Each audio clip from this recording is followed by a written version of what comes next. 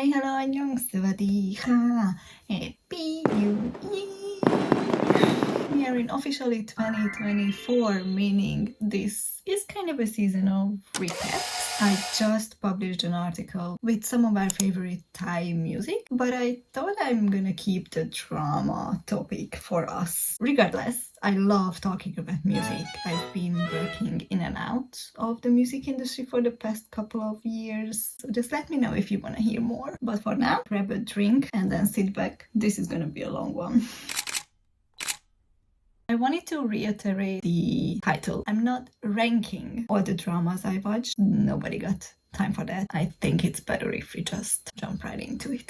So I think even from my tiers, you know what I mean. Like everything I'm gonna talk about is something I've enjoyed for whatever reason. I only selected like a handful of dramas and I still don't even know where to start. Let's go with My School President first. I know it technically started in 2022, but I'm pretty sure the majority of the episodes aired at the beginning of this year, and honestly, I'm not even gonna play around with it. It's just a must-watch. We're popping it right there. It could honestly also be in the top tier, in the comfort series, in the I needed to talk about it as well. It's just all of these categories because this show was honestly everything we needed after the past few years. It was really just cute, comforting, full of green flags. It was just a blessing to watch. Let's see. Let's stick to GMMTV for now. Wednesday Club. Where should it go? Definitely not a comfort series. Top tier. People should really stop sleeping on GMMTV's straight dramas. They are good. Speaking of which, Jungle. I don't know if there's a very slight difference between top tier and must watch, but I'm gonna say definitely not comfort again because it had me in my feels in a lot of different kind of ways. I think let's stick with top tier. I just loved all the different storylines. Hey, what next? Oh, you know what comes next. Love Senior. Most of you found me because of this show, so I'm incredibly grateful for them. I kind of want to put it in the comfort series. It obviously isn't always as comforting as like your go-to comfort TV show would be, but it's more for like personal reasons. If you don't know yet, I've met the girls before they started filming the show. We did an interview. I'm gonna leave that down below as well so you can still check it out. And I've been rooting for them since the very beginning. So what is the most comforting about this for me is just watching them go through all of this growth and journey. I'm just proud of them. So even though not every episode is as comforting, I'm gonna put it in the comfort series. Next up, La Pluie. I don't know how to pronounce that properly. I don't know where to put it. I think it has to be this. I think it has to be because it was really just I don't know what noises I'm making. I'm really sorry. This show was a pleasant surprise for me. Like I wasn't really going in with any expectations. I kind of just wanted to see Title because I knew that he's amazing at delivering emotions. So whatever show he's gonna pop up, I'm definitely gonna be tuning in to just see what's happening. I think he's an amazing actor.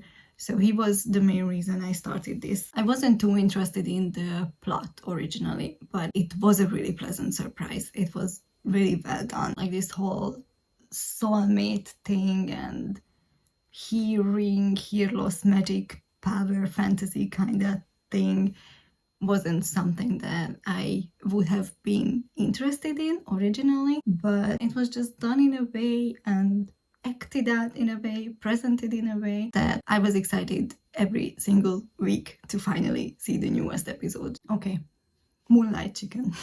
We need to talk about Moonlight Chicken. This is the show that I recommended the most to people this year. Some of them still have not watched it. I know you know that it's you. Please go and watch it after this video.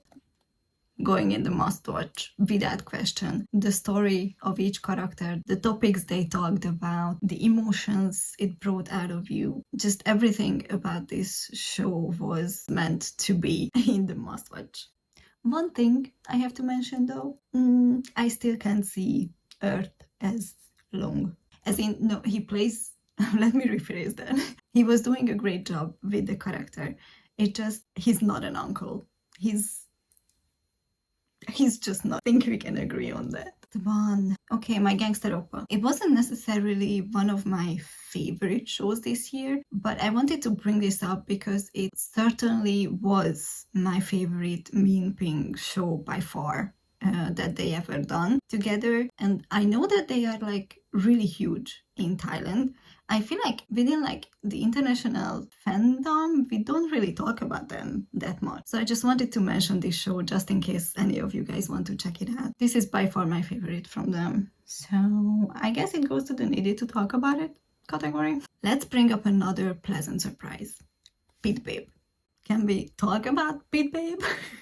Like, it's another show that shouldn't necessarily be my cup of tea. I don't really enjoy all these Alpha, Omega, Enigma kind of stories. I did give them a few tries and read a couple of mangas, but it's just not my thing. And racing isn't really my thing either, to be honest. I grew up watching Formula One. We do have really nice track here in Hungary. I also used to work with Red Bull, so I did have my fair amount of interactions with racing and racers in real life. But when it comes to movies or dramas, it's not something that I usually go for. But I've seen most of the cast in their previous shows, especially Pavel, Nat, and Pon. I was really excited to see them show up somewhere again, and somehow they ended up in the same team. My words collided. Yet I ended up falling in love with someone who I have not met before. Who? What? Again, Lung? Really?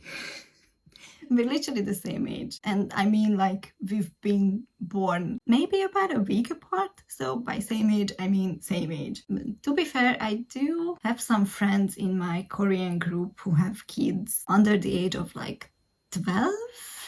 And some of them did call me emo at the beginning, or some of them are still calling me emo. But I kind of like accepted that because, you know, they are like kids, very young kids. But if this cast would started to call me auntie, no, please just don't. But that makes me wonder actually, how old is Ellen supposed to be in the show? I actually don't know that. Anyway, what point was I trying to make? I don't remember. Oh yeah, I was trying to say that I tuned in again, mainly for the cast. Somehow, you know what? I love the story. It just works out. Both the racing part and the whole alpha world somehow just works, even put together, which to me still seems very random, but it just works out. And I think it's because neither of them is overdone. Everything is just present in the storyline, in the plot, in a very like natural way. It's not constantly talked about, it's just accepted as part of that world, that universe they are living in. And I think that just makes it flow naturally. And I don't know, I just really enjoyed watching it. So it goes to the top tier. Oh, that was a long one. And we're not even halfway through. Let's go with another one you've seen me watching, if you've been on my channel before. Lucky My Love. And I think this reaction and those 5 reaction videos already tell you which category I'm gonna put this in. There we go. Oh, Matalada. This is definitely one of my comfort series from this year. It's just... it just gives me a warm hug. This one. I love P-Man, and I think that's all I wanted to say when I downloaded this poster. I don't know. I guess it goes to the needed to talk about it category because I just needed to mention P-Man. We're slowly getting down those numbers. I'm gonna talk about another personal moment. I really enjoyed this show in like a very cute, comforting kind of way. So again, it was something that just felt really good to tune in after like a long day. So I guess I'm gonna put, I don't know. Okay, it's another shameless interview plug over here. I interviewed Jung and Dang as well while the show was airing. I'm talking about Hidden Agenda if I haven't mentioned it. But now I feel like if I also add this to the comfort series category, then it's just gonna feel like that's my interview category, which it's not. Let's add it to the because it was cute, like cute. But one thing I do want to add is that I want to see something else from the boys next. What? I don't exactly know, but I'm sure there's more to come from both of them. Next one, less cute, but definitely a top tier. I don't think we need to talk more about Only Friends. I don't think I'm over that show. It was... Okay, now let's talk about another show that hasn't ended yet. 7 Days Before Valentine. I'm not gonna sugarcoat it. It's definitely not one of my top dramas or even middle range dramas this year. But there comes a but. I really wanted to talk about it because they have some very serious conversations. They bring up very interesting and deep topics just about life and society in general. And honestly, I feel like it could be an incredibly powerful play. If we just give this entire story a more theatrical setting, I really believe it would be a lot more powerful. I think it already reminds me of theater sometimes when I watch the drama. It has very few sets and very, very long dialogues just between the two leads. But I think the full episodes going on for weeks and weeks and weeks is taking away from the power that these conversations could have. So yeah, I'm just gonna put it in the needed to talk about it category because I wanted to put these thoughts out there. But let me know what you guys think. I was about to drop it a couple of times, but I'm really intrigued by the conversations, so think I'm gonna keep watching it because it does pick my brain. But yeah, would love to see it as a play though. Not Play-Doh, Play-Doh. English is weird sometimes, I'm sorry. I'm also weird, it's very late and I'm tired. Where do I put this? It's definitely more comfort, or let's go with comfort. This was again a show that was like very cute and very easy and lighthearted. It was just something fun to tune in again after a long week. I'm trying to speed things up here because I've been already recording for half an hour. Moving on. I think Midnight Museum also started last week, right? Did it? I don't know. But this one is definitely one of my comfort series. This show kept me company at the airport when I was traveling back and forth between Bangkok and Seoul at the beginning of the year. So this is just like my travel buddy show. But that's not a category I created, so it just goes into the comfort. Okay, Loneliness Society. I'm not questioning my decision of putting this in the video because I loved this show. But I'm thinking of which category I should put this in. It was cute, but it wasn't like the, oh, you know, kind of cute. It wasn't necessarily comforting in like every single way. I'm gonna put it in top tier. Dirty Laundry. It was so entertaining. I'm just gonna pop it right in the top tier category. It was so entertaining. I don't know what else to say. I'll move on. One last straight show before we close off with the remaining of the BS. Find Myself. It just started maybe like a month ago, so there's still a lot left, but I'm already loving it so much that I'm just putting it in the comfort series. You know, to have the next show linked up, I guess it's just right to I'll Feel You Linger in the Air, and that is definitely a must watch. Just everything about this show was just well conceptualized, well prepared. I don't know. I loved it. I love the characters, I love the storylines, I love the topic they brought up, I love the period, how they played with the time travel kind of thing. It's just worked out really well, like really, really well. And I think we can all agree on that. But leave your thoughts down below. I want to know if we agree on like any of the shows, any of the points I made. Feel free to let me know. It's okay if we don't agree with everything, but I think we will agree on this one. Law of attraction. Do I have to say anything? It's just gonna go into the top tier right away. Love in translation. I feel like this show might not be like everyone's cup of tea, but for me it just goes into the because I loved it. I loved them. I loved everything about this show. Every single week I was sitting in front of my computer and was like, counting the time back.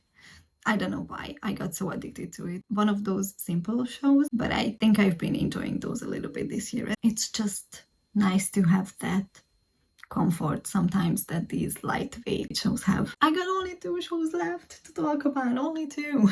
I'm obsessed with both of them. Neither of them have been completed yet, so they are both still on air, and I'm pretty sure that both of them gonna make us cry a lot. So none of them is gonna end up in the comfort series category, neither the aww category. I definitely needed to talk about them, that's why we're here, but nope. They are fighting in between the must-watch and top tier. And honestly, do I put both of them in the must-watch? I'm definitely going to put Last Twilight, is one of the titles, by the way, in the must-watch category. I think this show is just a masterpiece. Both the way it's written, the way the guys are acting, I think it's just incredible the way it is. I'm pretty sure we're gonna have some painful moments and episodes in the upcoming weeks, but with the show's overall objective being hope and having like a positive lookout on life, I just think it gives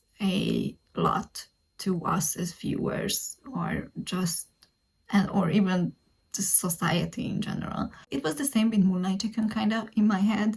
Like, I think it delivers topics beyond pop culture. Like both shows, actually many of these shows go a bit deeper than just pop culture. A lot of them have a lot to say about society and life today. Like Laws of Attraction, obviously, it had a lot to say about how the systems just work, not only in Thailand, but you know, the whole world has its issues. 7 Days Before Valentine, again, as mentioned, it goes into a lot of different topics about just life, society, death, many, many, many things. So yeah, to me, Last Twilight is a must-watch. And with that, we've got to the last drama I wanted to talk about today, and this is another pleasant surprise for me. I started the show with literally no expectations. I was just curious to see how it's gonna go, and I was really, really taken aback in the most positive way possible. I think the production is incredibly high. I don't think we talk enough about this show, honestly. The acting is really great. How the story was written is really great. And again, I think we're gonna cry a bit more in this show in the upcoming episodes. I can just see it coming. But I think it's just a huge upgrade for Idol Factory. Oh, I'm talking about the Sign, by the way. Every single week I watch it, I'm surprised. Like every single week I'm surprised again. The story is really great. I think it's one of the best dramas this year. And notice how I didn't say BL. It's not one of the best BLs this year. It's one of the best dramas, period. So I'm just gonna pop this. But the things I just said, I was about to put it in the top tier category, but listening to myself, I think I'm just gonna put it in the must watch. Because why not? And with that, we concluded my tier list of my favorite 2023 dramas, Thai dramas. Here's the final tier list. What do you guys think? There's obviously a lot of shows I did not mention. This year was definitely quality over quantity. Not saying that there was not quality, because as you see, there was a bunch of amazing shows, but we had so many dramas to watch that I just simply could not include all of them on this list. But that doesn't mean I didn't enjoy them or I didn't like them, but these are just, you know, the top few that I really wanted to highlight. But I am really curious to hear what were your favorites this year. Please let me know in the comments down below. And also, again, I'm gonna leave my interviews down there and my T-pop recap. Make sure to check those out as well. And let me know if you wanna hear me talk about music a bit more, because I love talking about music. I don't know why I'm doing this with my voice. I think I'm getting way too tired. I should go to bed because I have to wake up for work early tomorrow. Anyways, thank you guys for watching. I'm going back to Bangkok next week, so I might not have a video for a few days after this, but I am filming a lot in Bangkok, so make sure to subscribe and stay tuned for the upcoming videos. Thank you. Bye.